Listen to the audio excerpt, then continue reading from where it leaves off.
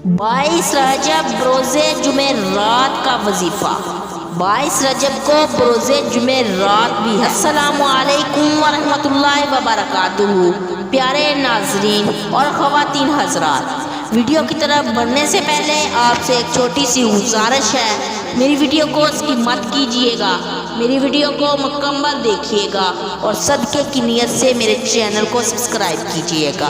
प्यारे बहनों और भाइयों, 22 रजब जुमेरात के दिन 15 बार जो बंदा ये आयत पढ़ लेता है वो रब्बे काबा से अपनी हर हाजात को पूरा करवा लेता है, क्योंकि ये आयत रब्बे काबा को इतनी पसंद है, इसको पढ़ने वाला रब को राज़ी कर लेता है। इस आयत की इतनी फजीलत है, जिस आयत को मेरा रब इतना पसंद करता है। मेरे प्यारे बहनों और भाइयों, जिस आयत को मेरा रब इतना पसंद करता है और उसका बंदा क्यों नहीं इस आयत को पढ़ता।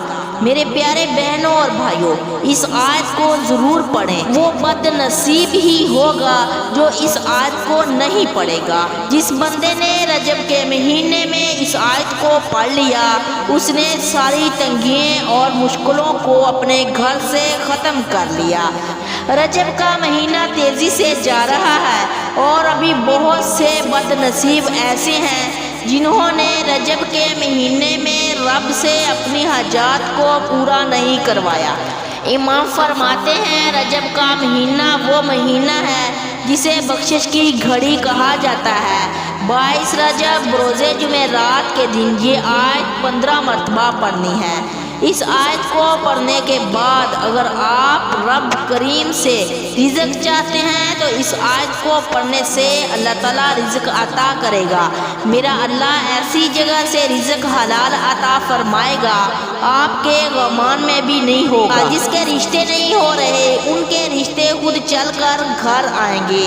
प्यारे बहनों और भाइयों, 22 रजब रोज़े जुमेरात के दिन किसी भी वक़्त किसी भी नमाज के बाद रात को 10-11 बजे भी वक़्त मिले, आपने सबसे पहले 11 मरतबा दुरूद शरीफ पढ़ना है।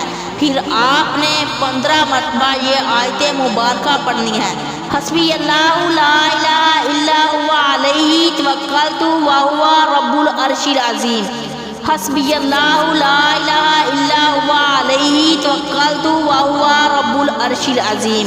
इस आयत को पढ़ने के बाद अल्लाह से आपने अपने मकसद के लिए दुआ करनी है। इंशाअल्लाह हर हाजात अल्लाह ताला पूरी करेगा। वजीफे की ख़ास इजाज़त के लिए वीडियो को लाइक करें और चैनल को सब्सक्राइब करें। इंशाअल्लाह अगली वीडियो में फिर मुलाकात होगी। तब तक के लिए बहुत सारा ख्याल रखिएगा और हमें भी दुआओं में याद रखिएगा। खुदा हाफिज़।